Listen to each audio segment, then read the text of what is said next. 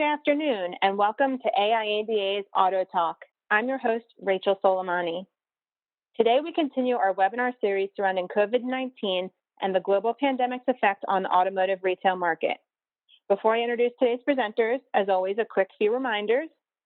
Everyone that is registered for today's program will receive a copy by next week. And if you have any questions, feel free to enter them into the lower right side of your interface under the Q&A bar. Now let's welcome back our used car guys, Bob Grill, Senior Partner Development Manager at Carfax, and automotive consultant Mike Rossman. Take it away, guys. Good afternoon, everybody. We hope this finds you safe wherever you might be. And welcome to the presentation. I'm Bob Grill along with Mike Rossman. We're going to have a little fun with this and keep it a little lighthearted and a little conversational. Mike, you want to give them a quick hello? Hello, everybody. Great to be with you today. The program is going to be a little bit tied into the COVID-19. It's also going to have some practical applications for the used cars, and we're going to kind of mix them both, right? We don't want to just give you all the downsides, and we want to keep a little lighthearted in this thing. So we just want to kick it off by saying, you know what? Things are coming around. It's certainly not back yet. It's certainly not great at the moment, but it's not bad, and it's getting better, right? As a matter of fact, you know, all the automotive news and the different companies are saying that the sales are plunging, but rebound is underway, right? The public retailers, the rebound is starting. So we are absolutely starting to make progress. As a matter of fact, with the local and the latest NADA market beat, you know, they were talking about it being off a little bit, but the bottom line is that it's recovering, right? As the states start to open up, and we can't speak for everyone on the call, we don't know the states you're in, and we'll try to customize this a little bit. But without question, as the guidelines are starting to lighten up a little bit, there's pent-up demand out there, and we're absolutely going to see some spring market. It might just be delayed a little bit. We'll get into that in a few minutes. But the bottom line is that we expect a pent-up demand, right? So the market's going to absolutely recover. We hope it'll be recovering sooner than later. There are no experts in this. We've never been down this road before. But when you talk to those that have been at it a while and those that have gone through the ups and downs, everyone's predicting the same, and that is that we're going to see a sooner recovery because of the pent-up demand and the fact that this is a health crisis and not an economic crisis. If you think about it, before it all started, we were in a record-setting pace, right? And that will continue. It just needs a little bit of time. So overall, we're all in a spot we didn't plan on being on, but everyone seems to have faith that it's going to be a quick recovery, and you want to be ready for that recovery, right? You don't want to make too many conservative moves. You don't want to be caught behind when things start opening up, and quite frankly, they're already starting to open up. This is one of the latest, and this is very interesting, and we wanted to share this with you. This was literally as of yesterday. And with the consumers still anticipating buying cars, right? Only 8% of them said that they are putting it off indefinitely. The rest all said there's some kind of little bit of delay in there, but they still intended on buying a car.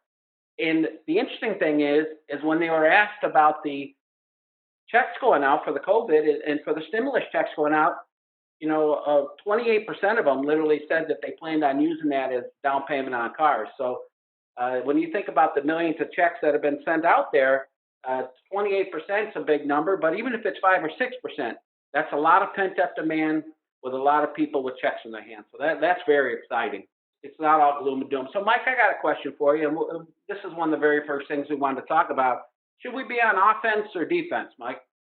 Well, as all good business people know, you always want to be running offense, and certainly I was always in that frame of mind. So you're in business to win, and the only way you can really win is to try to run up the score and be on offense as much as you possibly can. But today, you know, we've got a few more things to consider, and as we start to get open again, and that's coming, you know, we've got to be aware of the legal requirements in whatever city, state, county you're in, and make sure that we're following those explicitly. Not only that's good for our customers, but as well our employees.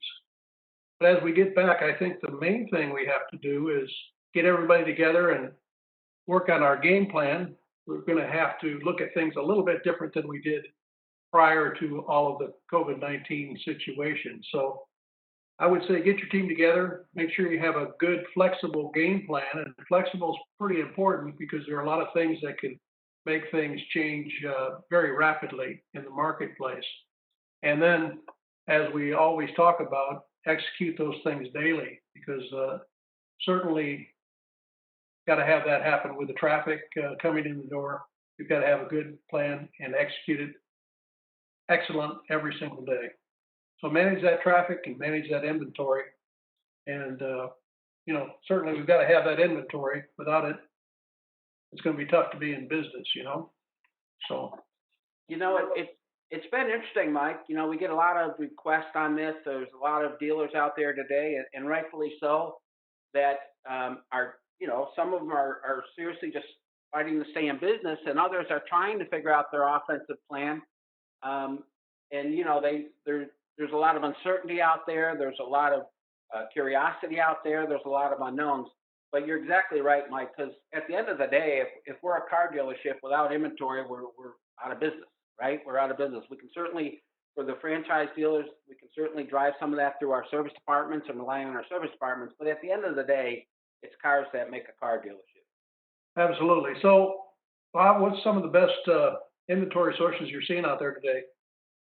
Well, number one, and it's always number one, doesn't matter the situation you're in, are those trade-ins, right? So as dealers are trying to figure out their inventory situations and where they should buy them and how they should obtain them, don't lose sight of trade-ins are still the best source of inventory. At the end of the day, it's a 2-for-1.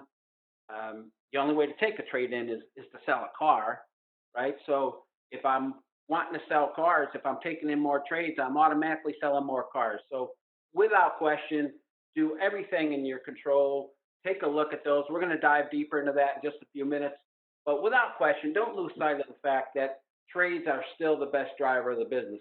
But with that being said, the inventory outlets have been changed quite a bit lately with all the struggles for the auctions closing and all the different pipelines some of it being converted over to COVID, as everyone knows. Some of the shipping lines have converted over to medical supplies and that kind of stuff.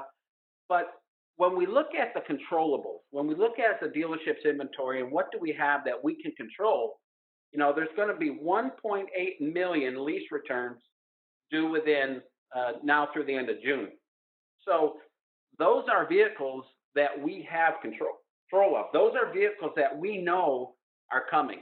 And we need to take and look at those as an offensive play, right? Because if you think about it, the same old adage holds true, and that is what sells well new sells well used. Now, if these vehicles were leased, they obviously sold well new, so they absolutely sell well used, right?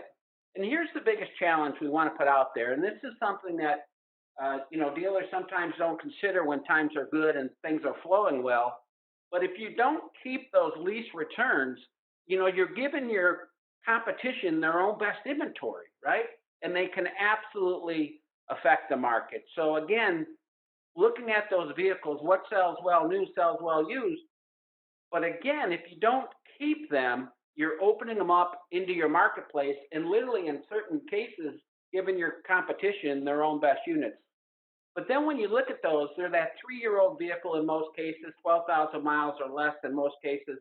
They are the perfect CPO unit, right? So if I'm a franchise dealer out there, I have a controllable coming in. I know I got these cars coming in. I know in advance when they're coming in. I can absolutely put in my game plan, to your point, Mike, and have an offensive play ready for when these cars come in. And without question, they make the best CPO inventory. So again, something to consider with all the detriment out there and with all the difficulties in obtaining inventory. Here is a built-in inventory source, right?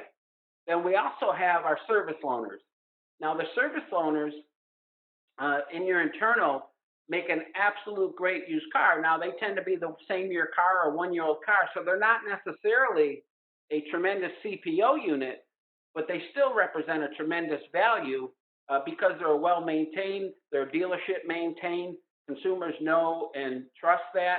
And oftentimes, these are that nice liaison piece between a brand new car and a used car, right? Now, again, they don't always make a great CPO if they're the same year model. But most importantly, when it came to these service loaners, that should be an offensive play right from the very beginning, right? And that is the service manager should partner up with the used car manager because it should be vehicles that that used car manager looks forward to buying and tries to buy, put into service. So when they're ready to come out of service, there's a predetermined location for that. The service manager doesn't have to worry about, do we have to wholesale these? He's not trying to convince a used car manager to put the money on the car. If it's truly an offensive play, again, Mike, working your game plan and they're put into service as a design, and if they're put in there as a partnership, the end result certainly lends to that. What do you think of that, Mike? Well, absolutely. And there's one other thing I would mention is, we'll buy your car. Yeah, good point. So there are a lot of people out there that just may, at this point, with the need of some cash, want to just sell their car. So let's not overlook that as a place to look and maybe have some incentive to your personnel to work their book of customers to see if there might be some cars out there that you can pick up on a we'll buy your car basis. Yeah, that's an excellent point, Mike. With all the trade-in widgets and the different services, and quite honestly, with a lot of consumers today who are working from home and so forth, they're just simply not driving. And some of those consumers may have either lost their job altogether or certainly had hours reduced and those kinds of things or furloughed. And they may have that extra car laying around, or they may not need two cars, or they may even choose not to keep the car they currently have. But if you look at it from their perspective, there's very few elements that they can do to sell their own car, right? The traditional put a for sale sign on it and park it in a busy place. Well, quite honestly, there's not a busy place at the moment, and they don't necessarily want to have people coming in contact with them to look at the car. So, good point, Mike. That we'll buy your car is certainly a way to obtain the inventory, and today more than ever, it's the way to go. Now, Mike, today's different than it was even 10 days ago. So what's the best ways to manage the inventory, Mike?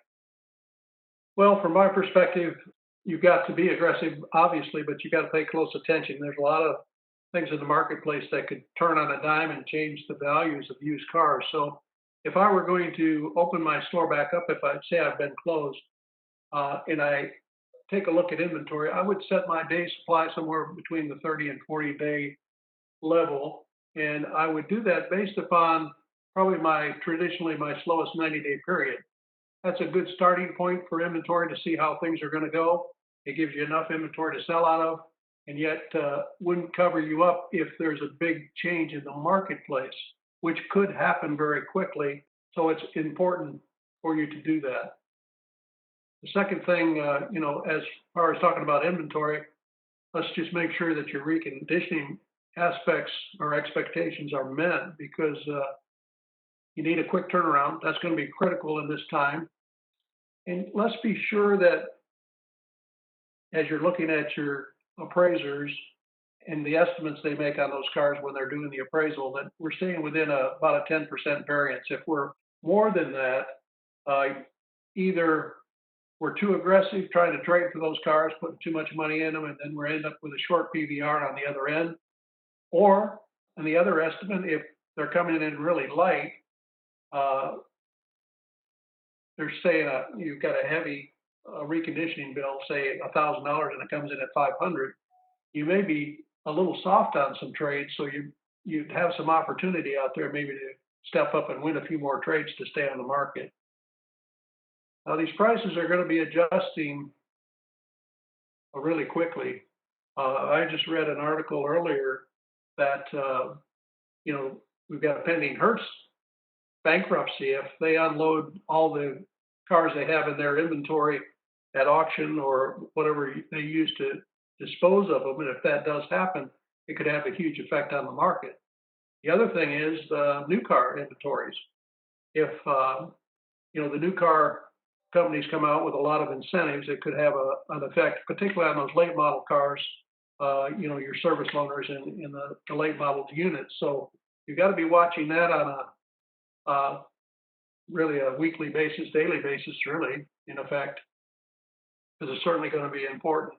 But as we do that, we've got still do the same basic thing. Each vehicle stand on its own, and try to sell them in the same market you buy them in. If you do that, you can't ever get in too much trouble. The retail market doesn't change quite as rapidly as the wholesale market could change. So just be on your game and make those adjustments on a daily basis if you possibly can. And you can get through these situations in pretty good shape. So, Mike, when you're looking at your pricing, you're saying adjust it weekly. Would you just look at all the inventory? Would you just look at the ones you're not getting traffic on? How would you do that? I think you look at everything. You could have everything goes up and down. So if you have opportunity and the market's strengthening on a retail basis because business is a little better than we anticipated, you may in effect be able to raise some prices and pick up your PVRs. On the downside of that is if you're not getting a lot of traction on those cars and they're sitting, you may want to adjust your price down to try to get it out the door before we have a big wholesale change on that particular model. So again, each vehicle stands on its own. Look at all your inventory, do it real regular. I know daily may be a little overkill, but at least once a week, you've got to make sure that you're looking at those vehicle prices and what's happening in the marketplace. If you'll do that, you can't get yourself in too big a problem. Yeah, one of the things you mentioned, which is certainly interesting, and I think sometimes we forget about it, and that is that prices go up too, right? Everyone just thinks you got to lower the price, lower the price, lower the price. Well, if that market's as rapidly changing, to your point, Mike, there's situations that'll cause it to go up too, right? Well, if we have demand and the manufacturers can't get back online here real quickly, I know they're showing really short supply right now in pickup trucks across the country. Pickups sold at a really good rate this last month, and the inventories without any production are getting really slim. So I would think that used pickups, particularly late model used pickups, will be going up in price pretty good right at the moment. Now, how long that'll last just kind of depends on when the production gets back to a normal pace. Yeah, the other interesting thing is too is when you look at all the pricing releases, the wholesale values have gone down anywhere from 10 to 13%, but the retail values have only fluctuated 1 or 2%. Have you ever seen that before, Mike? Well, we have seen it before. There's no question about that. Again, the retail market can't adjust as quickly as the wholesale market seems to. And so you'll see that, and that's why it's important to keep on top of your inventory as much as you possibly can. Yeah, and don't miss the opportunities. Not everything's going down. Some things are going up, right? So, hey, one of the things we want to look at next here, right, is when we're talking about pricing and we're talking about wholesale. Today is one of the most difficult things to do is to actually be accurate in your evaluations, both in wholesale and retail. So, we wanted to cover that a little bit. We get a lot of questions on this one. And here's the bottom line, right? You need to find the most accurate data from both a pricing and a market demand standpoint, right? Because not all tools, quite frankly, are created equal. Some of the tools just simply have been turned off lately, right? Because there's just not enough data points for it. So whatever you use, catch your breath, slow down a little bit, and just make sure that you're getting an accurate assessment of both that individual vehicle and what's available in the marketplace today, right? Because at the end of the day, each vehicle should stand on its own. There's no two vehicles that are the same. We've always known that. We've always talked about it. But sometimes we might forget about that, or sometimes we just kind of rush through and we buy bulk and we buy a fleet of cars and we buy them, based on just a market pricing. Well, at the end of the day, market pricing is just average. Not every car is average. Some are above and some are below. And you have to know that specific vehicle's value, right? And then you take the current model market into saturation into consideration. So it takes both sides of that coin to be accurate, right? And we know without question, all the reports have said that the reduced auction traffic has certainly created some challenges, right? It's a short-term problem.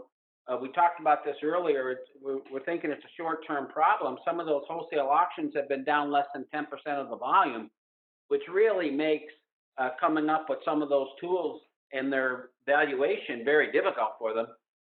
But we also know that that delayed spring market is still to come. It just simply has been put on hold, if you will, for a few weeks. Everything's showing the uptick. Everything's showing that things are starting to come around.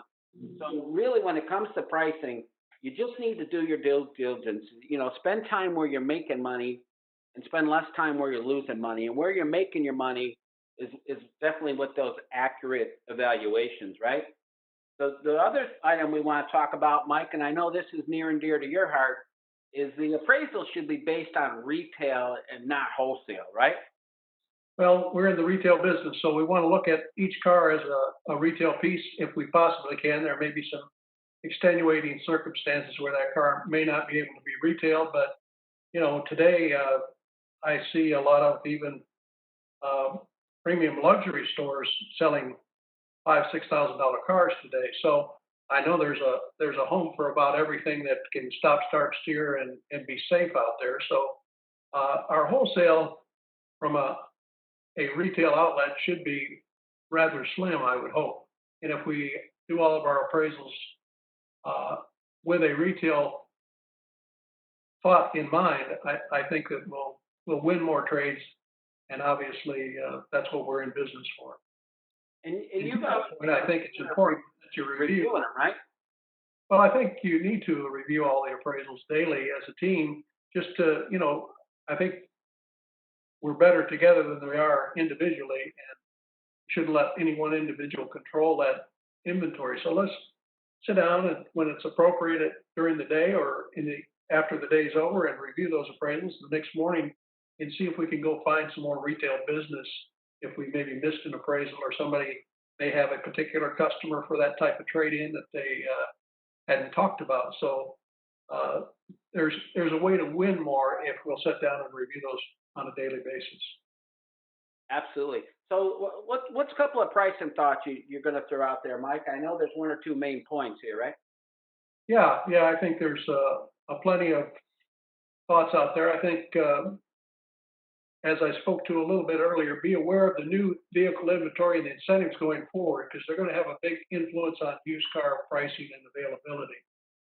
And the other thing that I think, and into that same point, if we do have, unfortunately, if it does happen with a Hertz or other rental car companies that maybe have some issues and they start dumping a lot of inventory, that's going to have a big effect on used car prices as well. So we just have to be on our toes with that. Short term, though, I think vehicles are going to be in short supply. We primarily gain our inventory from trade-ins, and with business just starting up again and with low new vehicle inventories, I think that used vehicles are going to be in short supply, which historically has meant that the prices have gone up some. So again, that could change overnight, but for now, I think I would be somewhat aggressive on trying to create some new vehicle business by trying to milk every dime I can out of the used vehicle because we're going to need them. That makes a lot of sense. Hey, let's take a quick look and what we got to do is make some changes on the marketing side, right, for our online. The biggest one, of course, is right here. We can't scream this loud enough, and that is we have to stop using the VIN populated autofill descriptions. In today's market, we're trying to get consumers to do more and more online. We're trying to do more and more business online. Well, we have to do a better job of painting that car's picture and making that car stand out. And quite honestly, if all you're going to do is put that the car has power windows and locks and tilts and cruise and an MP3, you're just simply not doing that car any justice. You're blending it in. And if you think about your market area where you could have several hundred or several thousand of the same make, year, model out there, you have to make your car stand out. And you just simply cannot do that with a VIN populated autofill. Okay? So think about this for a second.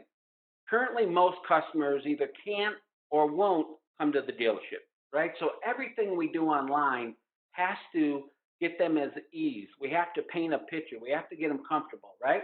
So we need to make it easier for them to do business online.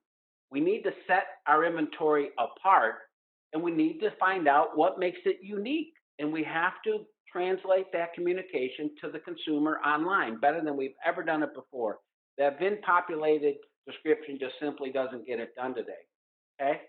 Um, Another item you want to think about is to justify your pricing. Mike, you just spent a lot of time talking about that pricing. But if you can't justify it online, if you can't explain why you're above market or why you're below market, because certainly an average is just that, it's an average. So you should be able to ask for more money for an above average car, but you got to be able to explain that to the consumer online.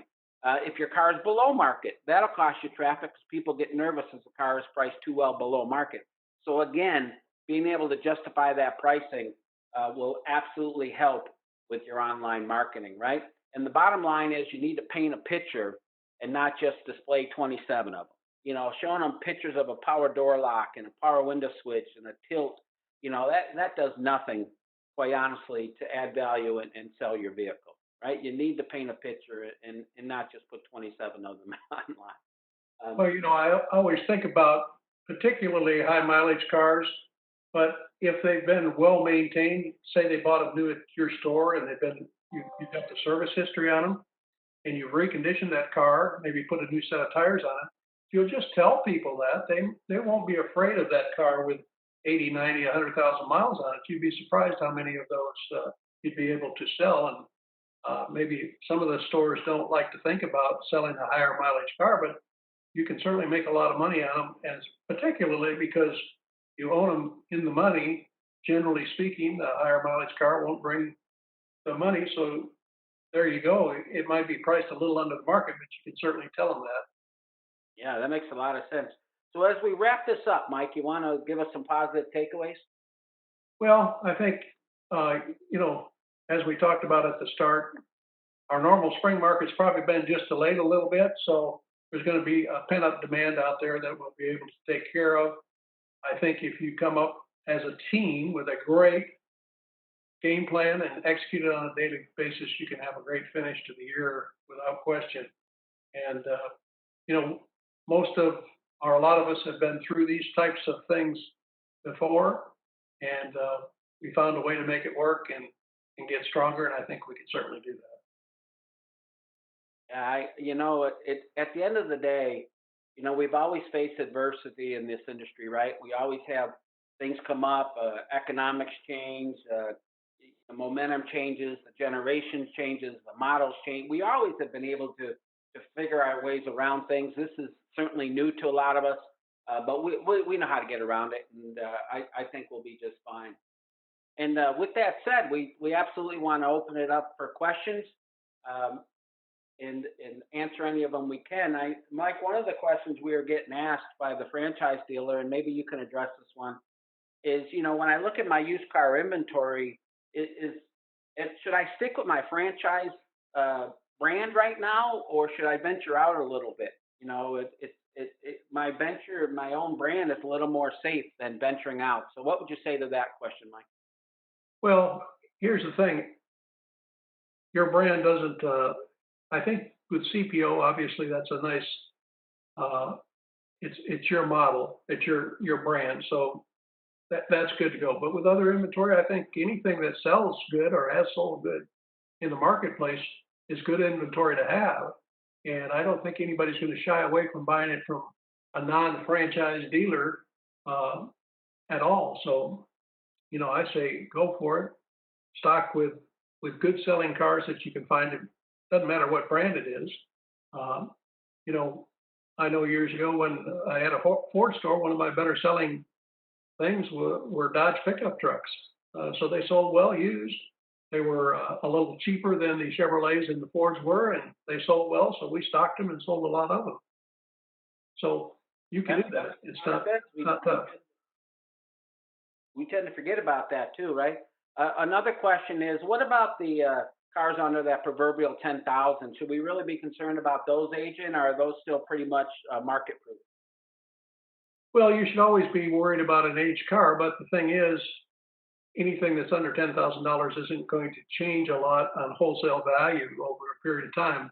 The biggest changes we see are in late model cars. So they would pique my interest a little more strongly than an older car, because an older car won't depreciate as much, but you should never take your eye off any of your inventory. We have another question here, Mike, just came across, and that is, where do you think the non-franchise sellers, the Carvanas, the CarMax, might change our share of focus? Well, I think as we look at what's going on with them, they're certainly aggressive on the online side of things. So, you know, dealers are going to have to adjust to that. Still, we see a lot of people that want to come in and to our dealerships, and you've got to be aware of what's going on with the competition. And I would look at them, look at their pricing, look at the way they manage their inventories and what they do. But I think all competition is good competition. It just makes us better if we're on top of our game. Yeah, that makes a lot of sense. Our time allotment's used, and we certainly hope that we have presented some fair points and some things to take away and some positivity in this ever-changing environment.